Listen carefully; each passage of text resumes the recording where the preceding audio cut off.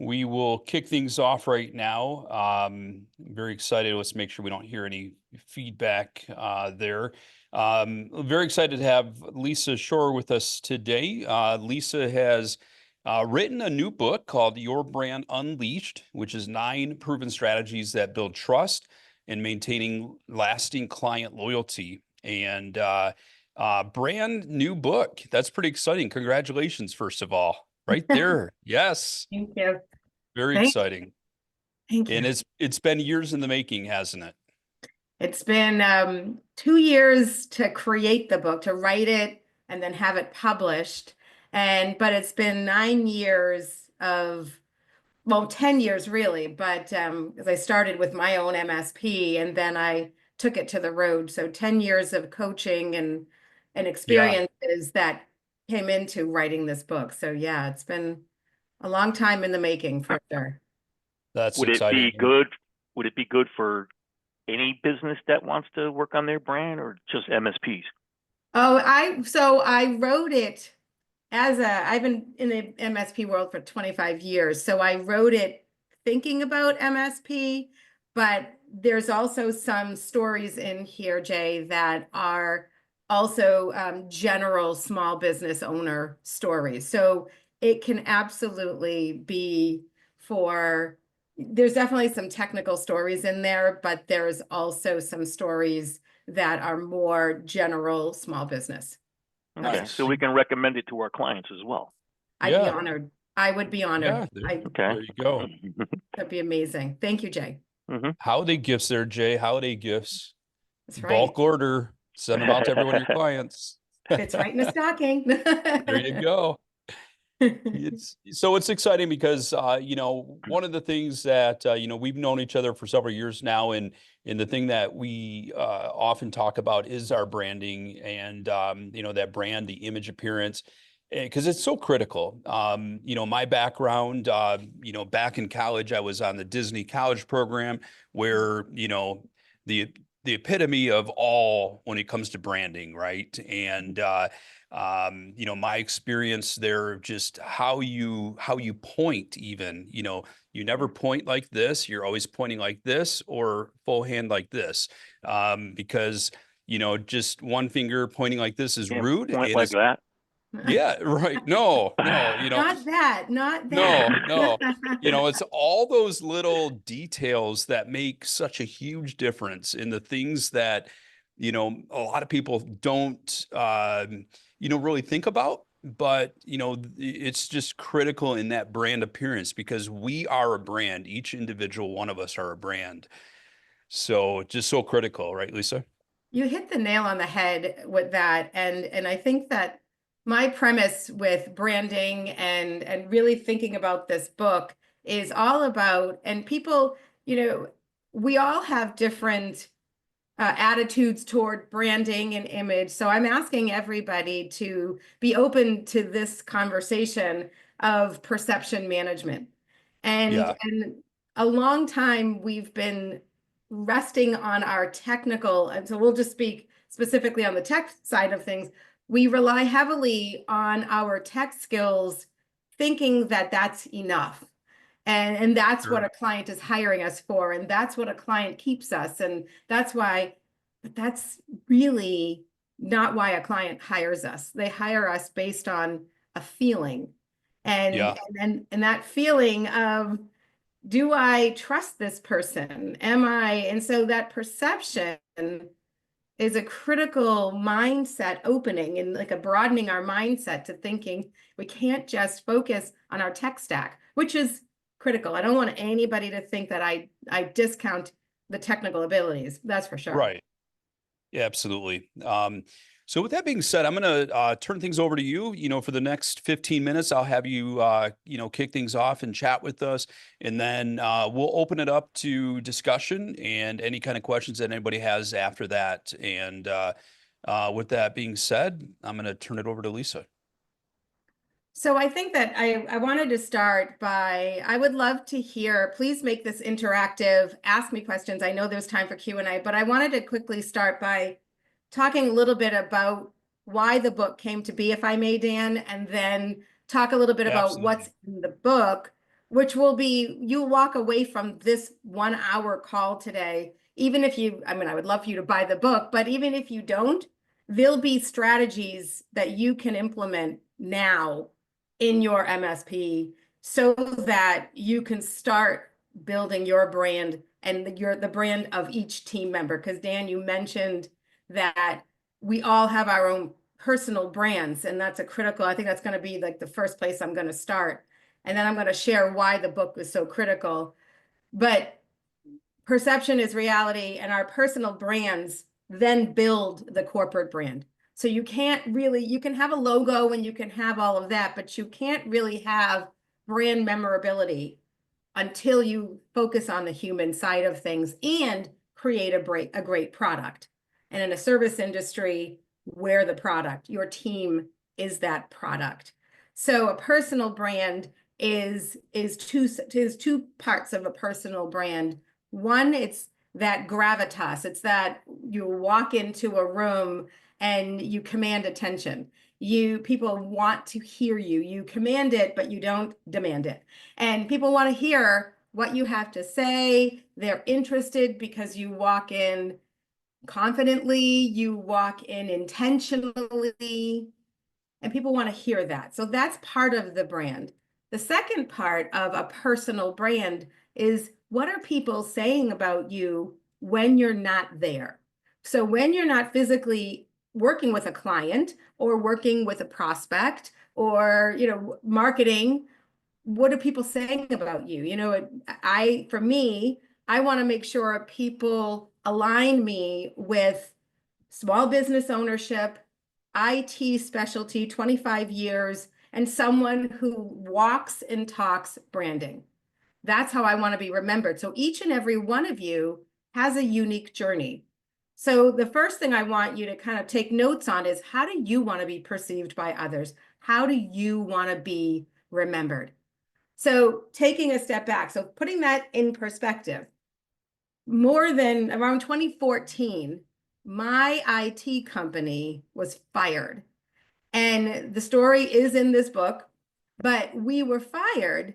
What we thought was going to be because of maybe something we did on a project or something technical. Wasn't that at all.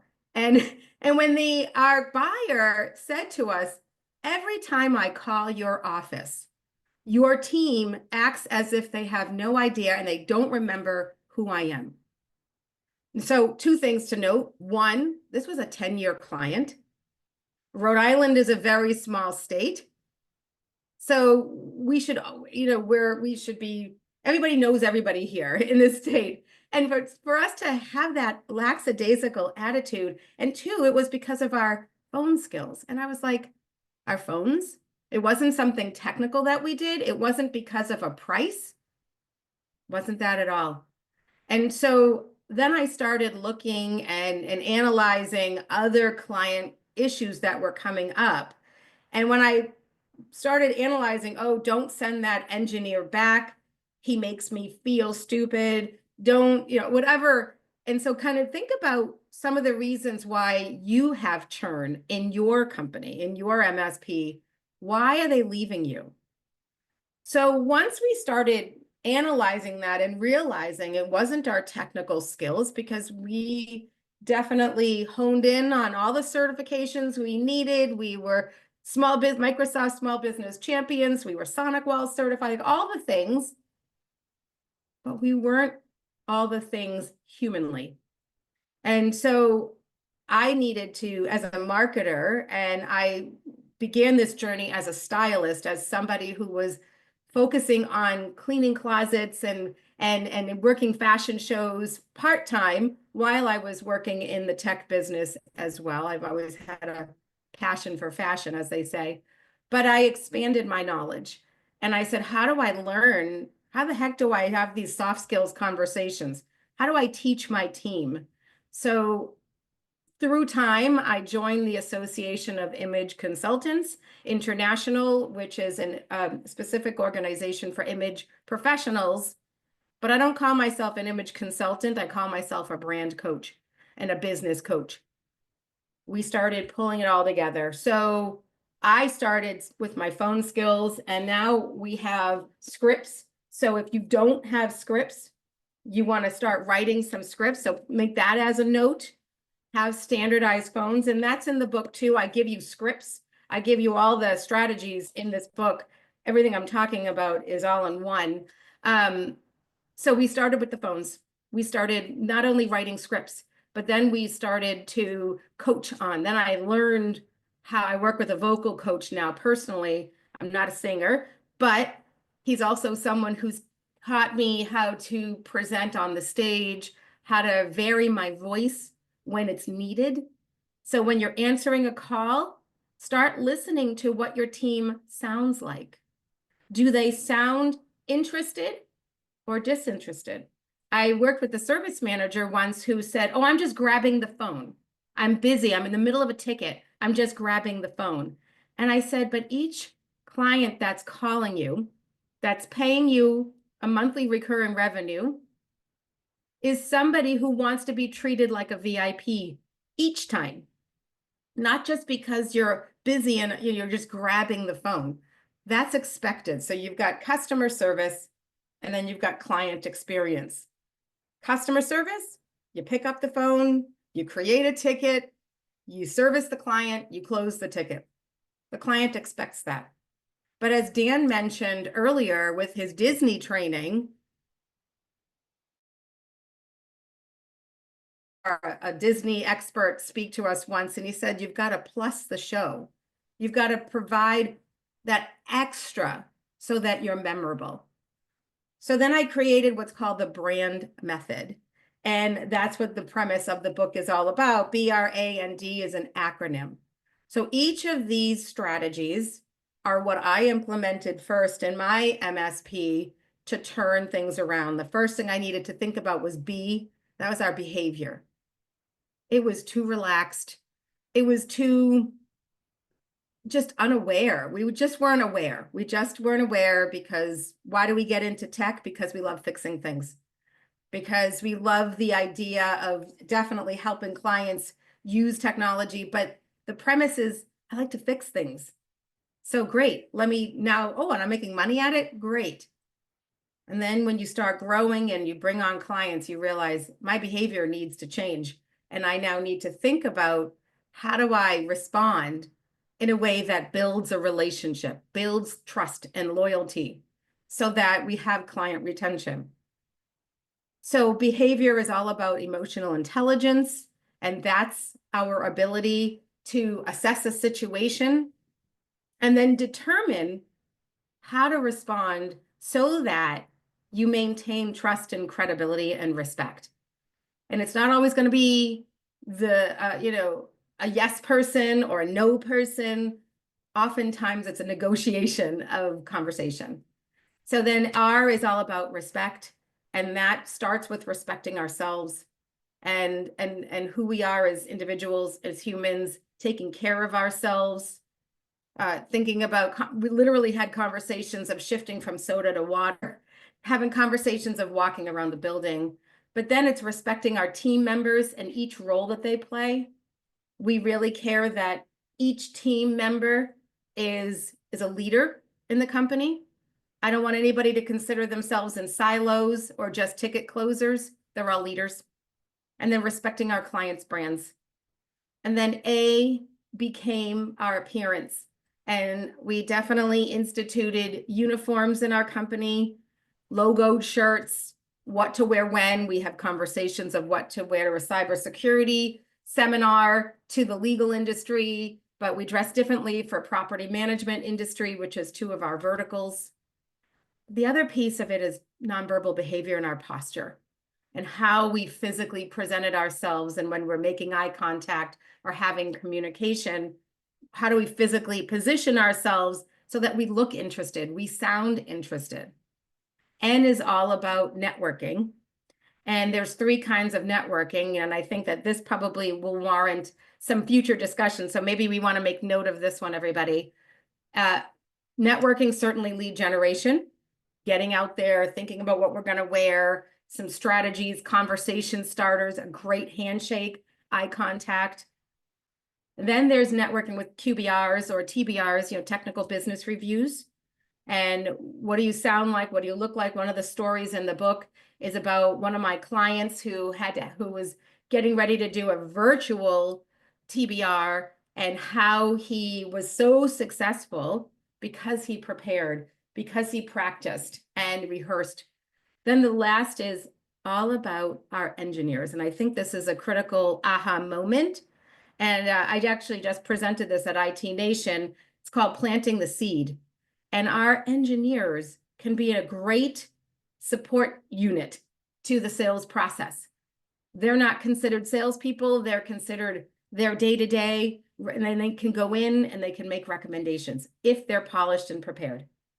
And then D is dynamic dialogue. What we say and how we say it. And we want to make sure that we use language that's supportive, that is growth-minded, that is not, we're not saying, nope, can't do it, can't service you. Instead say, let me do some research and I'll come back to you with a plan. So being proactive, but also communicating via email in a positive way and thinking about how we're presenting ourselves. So those are the primary areas of the book that have been transformational in our lives, in my life, as well as the life of my clients. And that's what really created this book. So it's the human side, everybody. And this is not a tech stack talk. This is the human side of the conversation. So, and you might say, the last thing I'll say is, you might say, oh, I know all this stuff, Lisa, because I get that all the time. Oh, this is common sense. My question to you is, how often are you applying it? How often are you talking about the branding of your IT company? And how often do you take the time to work with your team on it? You might be thinking it, but do you make this at the forefront of your team and a daily conversation?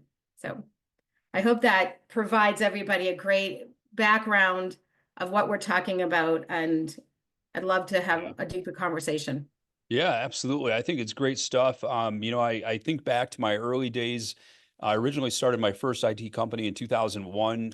In 2003, I purchased a company called Computer House Calls, which we still own today. And the thing that when I bought it is I inherited a technician from that company. There was really no branding. I mean, their logo was a picture of a tree. The technician would wear jeans, would wear whatever he wanted. And I said, we're going to do this differently. We're going to do this right. We're going to have, a dress code. At the time it was khaki pants. We had to make sure that there was a belt, the shirts were tucked in. We had logoed, embroidered shirts. And that when you walked into, and again, this is in the early days, so residential focused, when you walk into their home before, as you're entering, you greet them. And then you also always ask, would you like me to take off my shoes? Right? Because you're entering their home and you got to be respectful. And, fast forward to, where we all decided, hey, where the money is in commercial business. And, you want to carry that same thing over to a commercial organization because they're putting your they're giving you the keys to the kingdom. They're giving you the ability to manage their technology, and the way your appearances has a huge impact on how much you can grow your business, and how much they're willing to refer you to someone. And so all of those components, I always love our conversations because that's just, that's part of who I am and how I want to ensure that we present the image. And, we even started doing branded vehicles in, I want to say, maybe a year later, 2004, we start wrapping vehicles so that they looked the same and that, it wasn't, just some nasty looking vehicle pulling into their driveway and they're wondering who the heck is here. Right. And so with that being said, another thing that you mentioned is that handshake. And I never really I guess, knew it until, like when I'd shake someone's hand and they'd be like, wow, you got a good grip. You got a good handshake, right? You don't think about those things. Sometimes there's some things that we all do and we take for granted. We already do some of these things, but we have to be consistent, and we have to widen I guess, impression that we're trying to set across. You've got to widen the training. And I can't tell you how many people that and I tried to focus on some of the younger folks when I'm at IT Nation or DattoCon, and I would walk up to someone to say hello and shake my hand. And I said, is it okay if I work with you for 1 second? Because Sure. almost every handshake, and I'm not kidding, like 90% of the handshakes I received and I don't know if they thought because I was a woman, I'm going to be very gentle or what, Right. but I fixed everyone. And it's That's not awesome. we think that all of this Yeah. training is innate, and it's not, it's just not. You might know something, but it's not common knowledge for people because everyone's Right. raised differently, different cultural backgrounds. I had an employee who used to wear sheer blouses to work.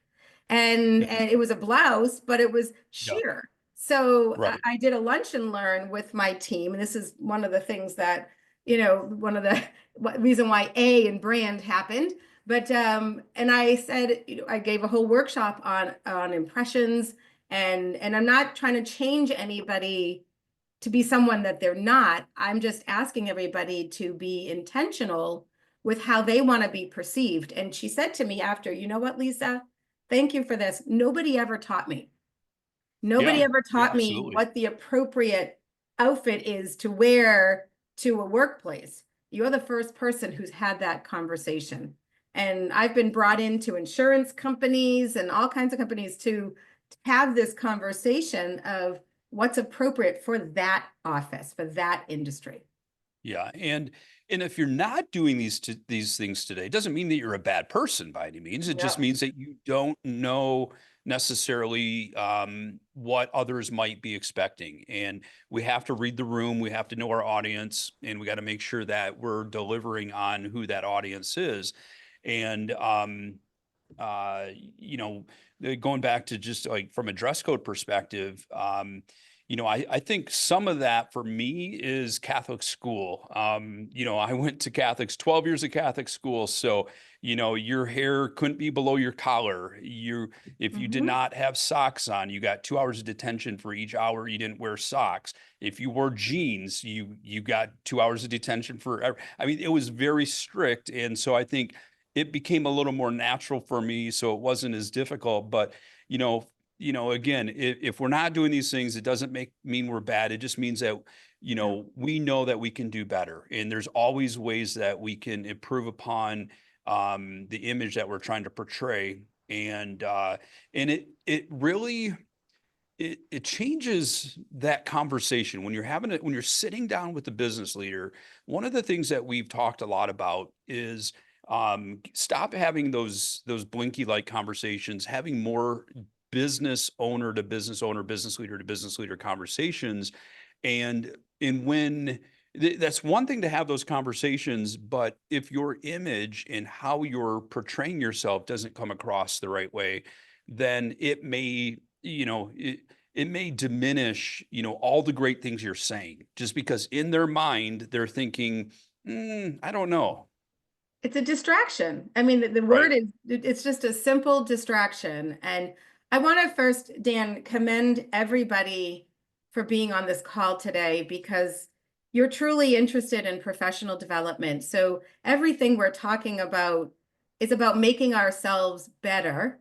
And then the hope is that we teach others how to be better as well. What did you learn today? So please know that I am giving all of you a virtual high five for being here because this is not a normal conversation in the IT world. I know it's much more fun to talk about the latest AI and tech stacks, and very Right. challenging to have this conversation.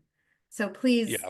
I commend all of you for being here for that. And it's true, this conversation of appearances and fashion, and it's a critical component just of distraction. And how do we Yeah. want to be perceived by others? And, we have to think about our backgrounds. We have to think about our lighting. We have to, and thank you, Norm, for that fist pump. I see it. I see it.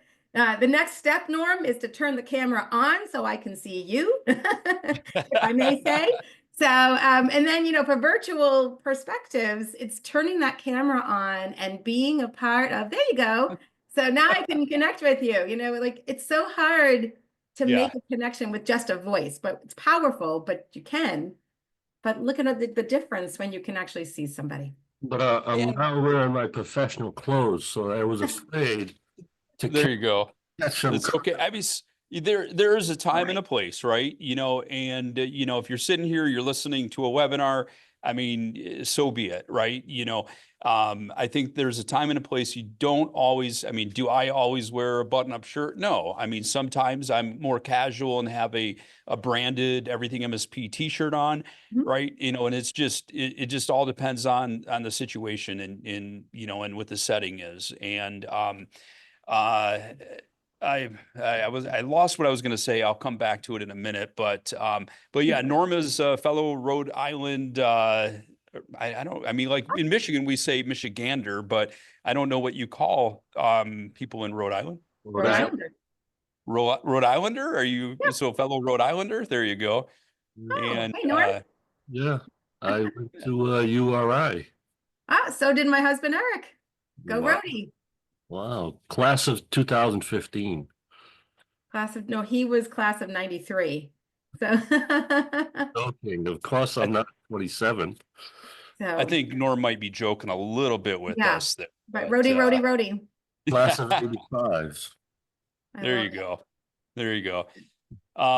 But yeah, so I think you just have to know the scenario. I mean, if we're sitting back on a webinar like this, again, it just you just change your style based on what the audience scenario is. 100%. You have to know. So in the book, I provide an actual capsule wardrobe for men and for women of what should be. A lot of people come up to me and say, I have no idea what I should be wearing. It's hot where I am. Can I just wear shorts? And can't my engineers just wear shorts? And I say, you have to, first of all, think about what client you're going into and the job that they're doing. So most of the time I recommend, like, the khaki pants, and then if it's really hot, okay, shorts, but I don't often recommend, right, dress for success. And if they're climbing and doing wiring and all that, then of course jeans are acceptable, Yeah. depending. I mean, I don't want people ruining Well, khaki pants, so. let me ask you a question, right? Sure. I go to clients, and normally I'm not even doing anything physical, but once in a while I have to get under a desk. Mm-hmm. So what do I do then? Well, depending on first of all, my first question is what's your industry? What client are you going to see? Is it a law firm or bank, a financial client? Then khakis all the way. I mean, if you know you're going in to do wiring, then a nice pair of, jeans, dark wash jeans would be appropriate. Okay. But if you are going in to do a sales call, a QBR or a TBR, whatever you call them, then you've got to know the industry and dress in alignment with them. And that's when you wear the khaki pants and a nice Oxford shirt, just like Dan is wearing, or a nice logoed shirt. We have shirts for every occasion at Secure Future Tech, which is my MSP. We've got polo shirts, we've got long sleeve Oxford shirts. And when Eric and I are, like, tomorrow night, we're going to a conference with architects, we'll be in blazers because it is it's casual, but still conservative. So we'll be in blazers, we'll have some logoed material, but we'll be thinking about that. So we should have logoed shirts then, polo shirts. I think so. Yes. Yeah. Yeah. Wow. So Like Jay. see, Yeah. there you go. Got Yep, the logo exactly. on the side. I You like got it. it on the collar on the back. There you Very go. good. I like it. So every, And I I've know. had scenarios where, like maybe I know I'm in the office. I plan for it to be an office day. I'm not going to be going out and doing any sales presentations. And I've had scenarios where someone calls and says, any chance we could meet this afternoon? Mhm. And, if I'm casual and maybe wearing jeans and like maybe just a casual shirt, of polo, I will say, I just want to let you know, today I plan to be in office day, so I'm dressed casual. I just want to let you know in advance how I'm dressed. This is not normally how I plan to meet you. And it at least they know in advance, and you've set the stage that this is not normal protocol. It's respectful to do that, Yeah. absolutely. But I'm going to have an answer. So my Yeah. response to that is for when those situations happen, we have shirts hanging up on our back of our office door. Like I Sure. have a hook on my Absolutely. door and I have a shirt hanging for just in Yeah. case I need to jump on camera on the tech side and I need a logoed shirt or, so I recommend everybody to keep a shirt in the car, keep a shirt on your office door, on a hanger, be Yeah. ready, be What? prepared because but, yes, because that's the one that looks like you always want to be prepared. And so there's a word in the image world called, and it's consistency.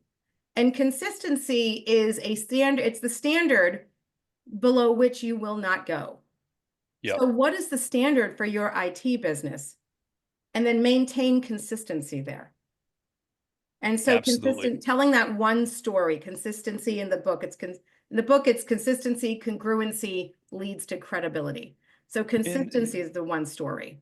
so And the what do other you, thing, and while this is much more rare, we've had scenarios where we've had media requests where, there's been times where the media would call and say, we want to come in. And, again, these are rare scenarios, but, I would have something available, that in that event, I could quickly make a change. And, or the other thing is, my office is 10 minutes away from my home. And now I primarily home office myself right now, but if I needed to zip back home and make the change, you got to just jump through those hoops to set the impression.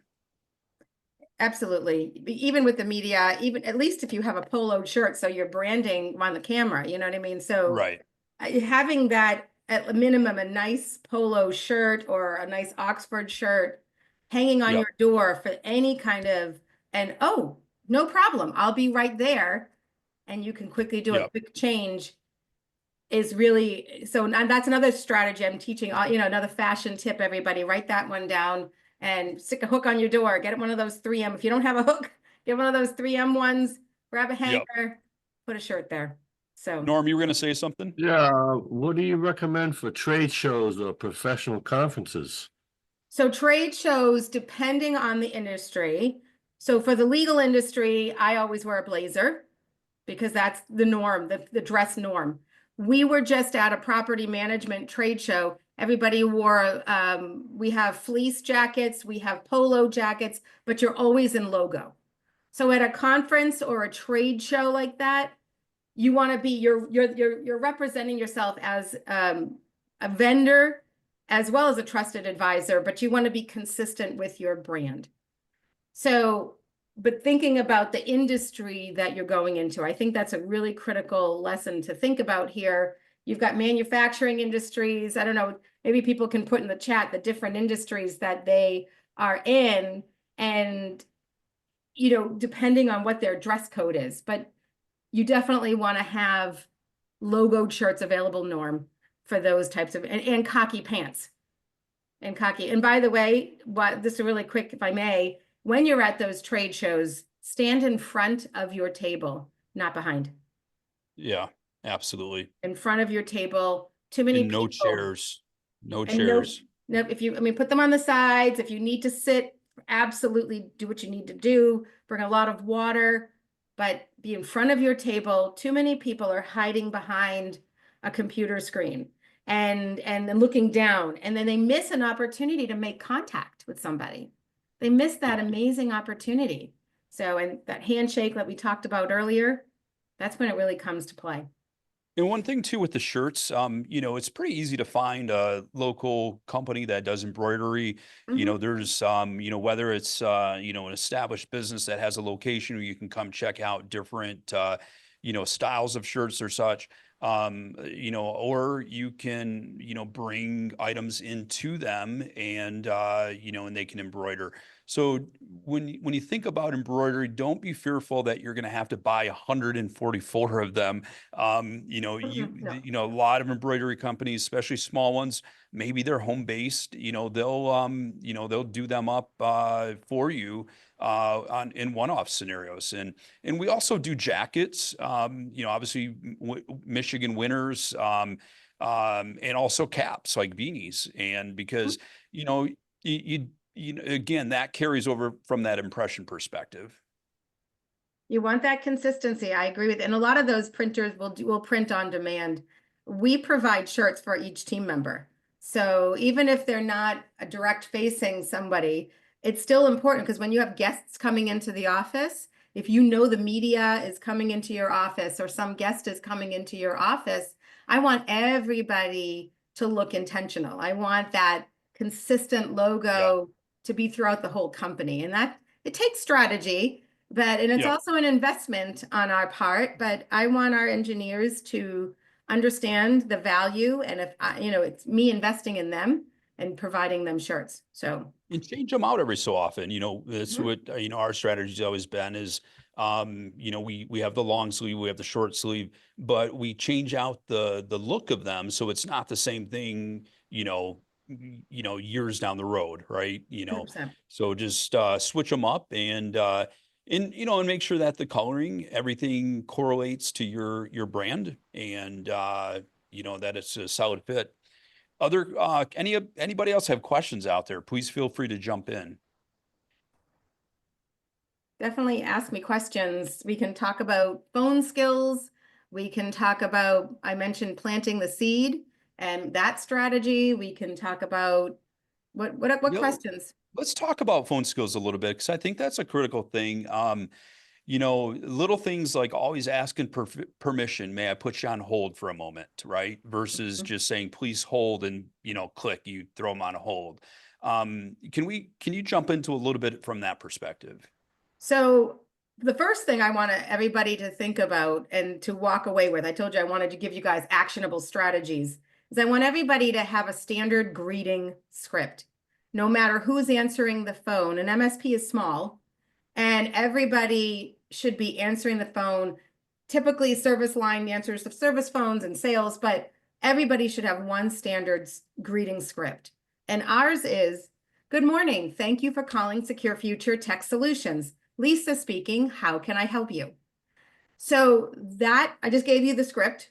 So you'll see it back on the recording. There can be a little bit of variation, but everybody should have that consistency. So I want to start there, Dan, because I Yeah. think that was one of our problems is when we were getting fired. I was listening to calls, and I still do listen to calls, by the way. I listen not as often because I can hear it if I'm in the office, but I do listen to calls still.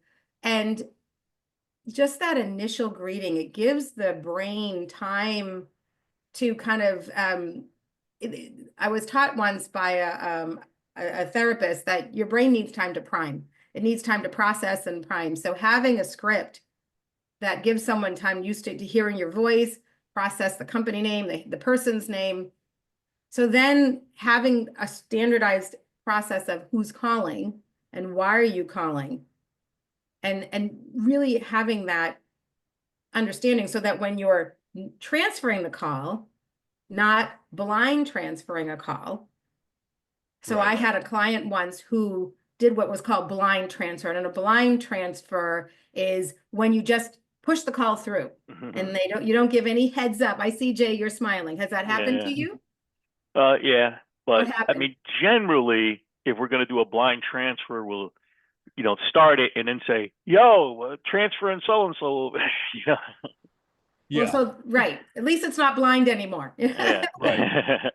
Somebody has the time to prepare and because I had a client once and they they hired me for phone skills because they were constantly getting blind transfers. And one time it was a president of another company. And so she thought it was one person, and it was actually a prospect of another company calling. And they were like, "Oh, hey, Joe, how are you?" And they were like, "Oh, no, this isn't Joe. This is so-and-so from," like, oh, and Yeah. horrified. So we don't want a blind transfer. So you want to give scripting as to what to say. May I put you on hold for a moment and check and see if see if Jay is available. Let me see if Taylor's available. And so that gives the person, of course, no problem. It kind of respects. Remember, I mentioned the word respect in my brand method. It demonstrates a respect for the person's time, as well as respecting the person who's going to be receiving the call, to at least give them a heads up. Yeah. So, Now, what about if you're, because a lot of times our caller ID will let us know exactly who it is calling, and then we'll answer the phone. Oh, hey Bob, how are you? What can I do for you? Something like that, rather than go through, so and so. How can I help you? That kind of a thing. Is that okay if you actually know who it is on the other end? because there have been occasions where the person, even though it's someone's caller ID but it was a different person calling, I still err on the side of scripting and Yeah. standard scripting. If the call is being transferred to someone, like say someone answers your phone, Jay, they do the script, they know it's Bob, but they're still going to do the script because it's standard. Sometimes clients will say, "Oh, you don't have to do the script, it's me," or whatever. And that's great. We have a standard process here. And I recommend doing the script because sometimes it's someone else calling on that line or somebody else that, I don't know. There have been occasions that have happened when the when the transfer happens and you have that heads up, you bring up a good point, and that's to use the person's name. So one of the things, Jay, and everybody, that we really missed the mark on was using and really learning the caller's name. Right. And that's primal. That's like the first thing that we all learn about ourselves and how to identify ourselves, and that's our name. So please make sure that you make note and you turn this into a staff meeting discussion of phone skills, standard scripts. How are we answering calls? Are we using people's names? This whole conversation can turn into a really great staff meeting discussion. I'm curious, who here builds this conversation into a staff meeting? Anybody? Not on a regular basis. We've gone over it. So let me ask you, Jay, how often do you check backups of your clients' backups? Usually quarterly, manually. We do get, we're using data, so we get the screenshot verifications, and if those fail, then we'll go in and investigate. But manually, to do it quarterly. But you're checking their logs every day, though, right? You're checking pretty much every day to make sure that the backups are running. There aren't any red flags anywhere, or any malicious or any suspicious anything going on, right? Yeah, we do it. We review the portal. It'll give you some kind of an alert or something if something failed. So the reason I'm asking that is because I want the conversation of soft skills to be as frequent as the conversation of how are the backups looking.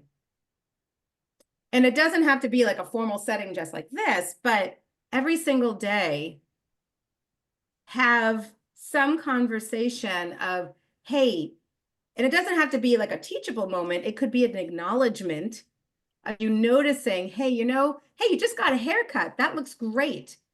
Or you just got a 5-star review from the client. And that's because you thought about what you were saying. You thought about how you responded to the client. I love how you did that research. This is what I call catch them doing something right.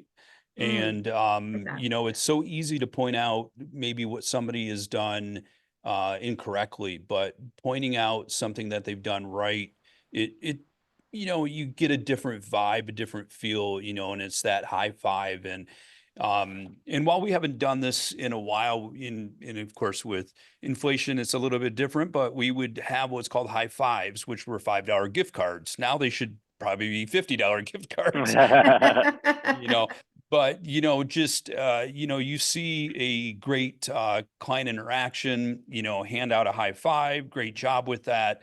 And it's great from that perspective. I want to roll back just a second to the phone greetings. Now, while live answer is the best way, we do a combination. We have an automated attendant that basically does our greeting.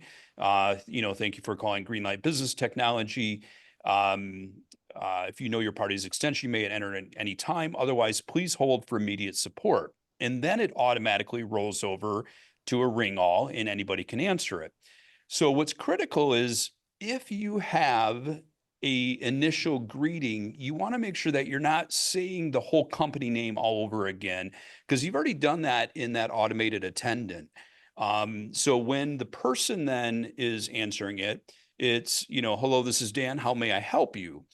Versus starting all over again, Greenlight Business Technology, this is Dan. How may I help you? Because there's the redundancy there.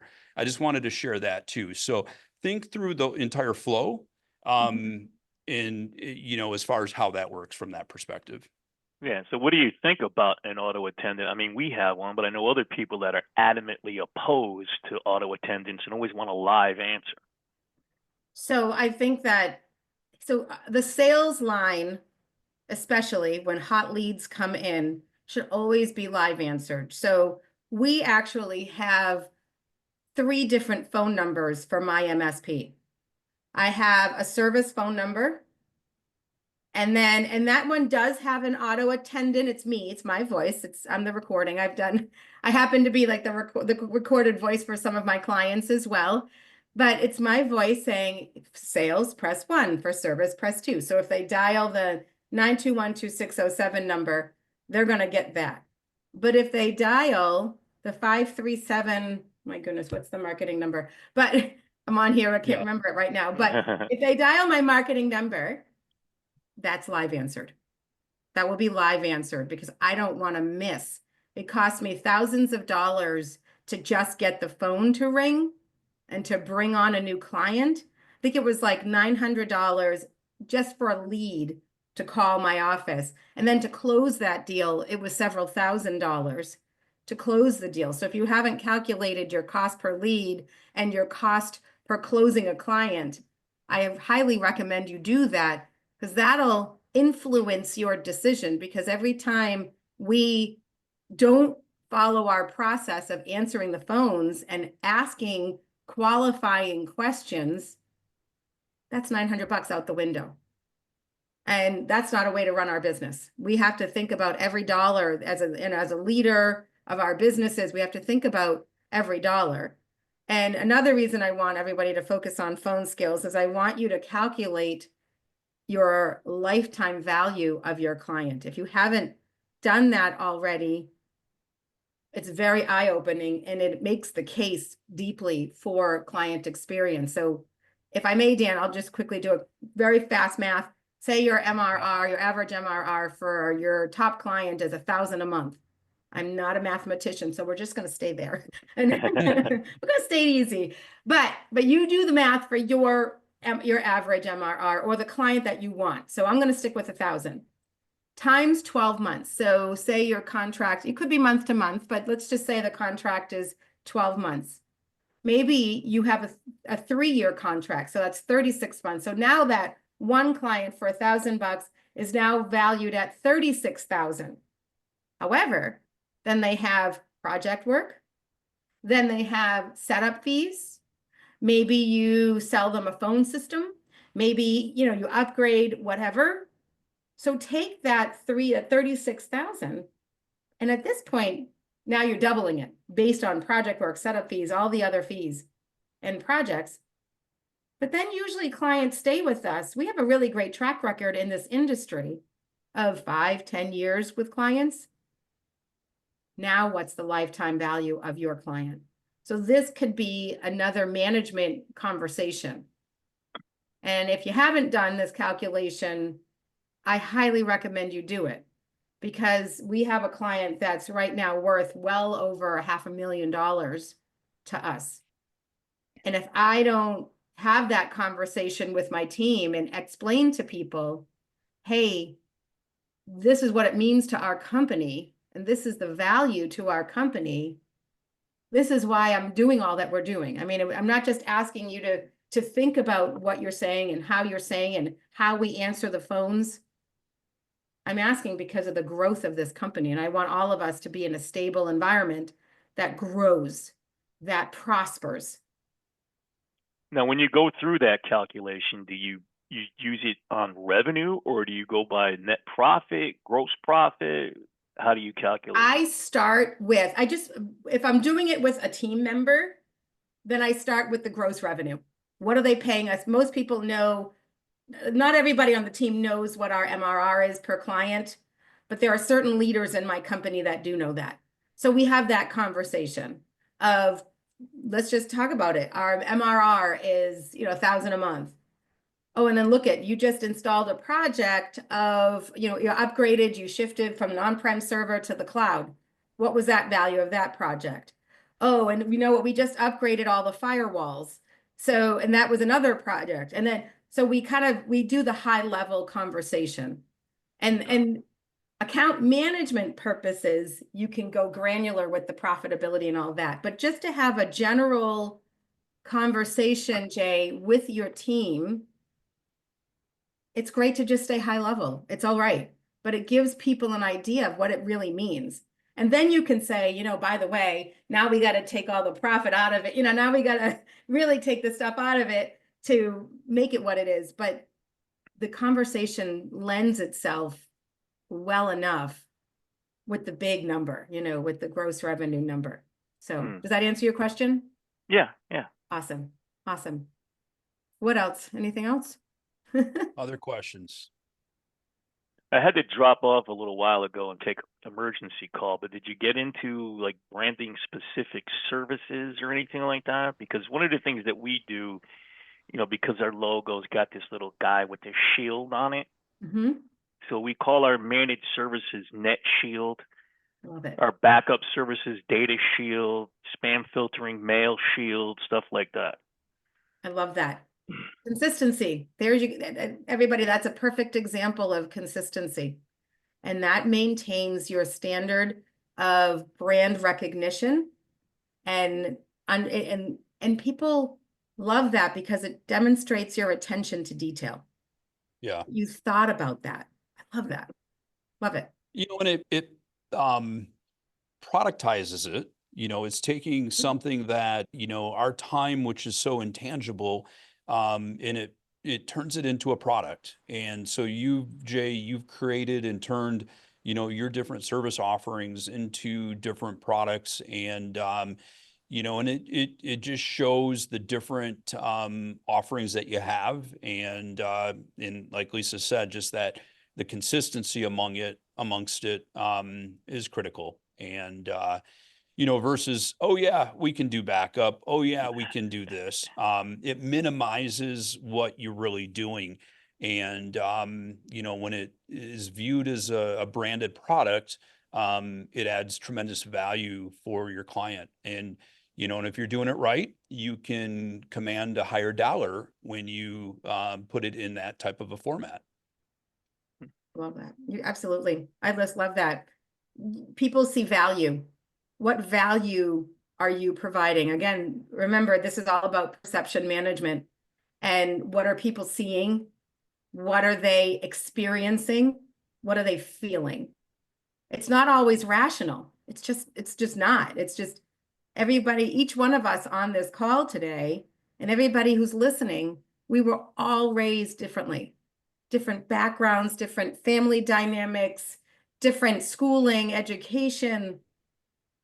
And we all have to come to this dinner table and figure out how to, work together. And so making it as easy as possible and being memorable with logos and branding are critical. We live in a world where electronic communication is, so much the norm. there was somebody had posted on social media the other day on Facebook, just the difference from like starting in the 50s where, you know, family time together was number one. And Mhm. actually that's family time together, friend time together. In like it showed each different thing and how family and friend times have dropped and social times has become number one. So So much, let's yeah. carry that into the business. And when we respond to a client, respond basically via a ticket, are we picking up the phone? Are we responding back via email or the ticket or some form of instant messaging? What is the best way that we handle the different forms of communication with our clients? I think that each client, first of all, I want to first confirm communicating period consistently is critical. So you have to decide in your own company, how do clients want to be responded to? I don't think it requires a phone call each time. I think could be an automated email, which I'm very, by the way, I'm very skeptical of AI for branding. So we can talk about that after. But I think that having some sort of a response is critical um, to responding to tickets. Clients want to know that you received it. Clients want to know that you have it and that you're working on it. Now, if the ticket is taking a long time, that's when the phone should be picked up, Dan. And that's when a call should be made to the client saying, you know, I'm working on the ticket. We're working on the update.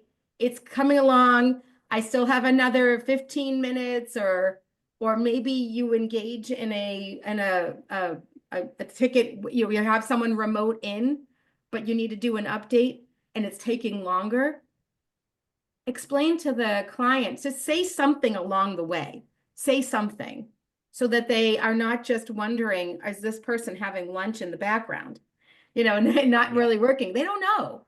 Don't assume that people know things and take the benefit of the doubt and think, okay, they're probably not sure what I'm doing. So let me just communicate.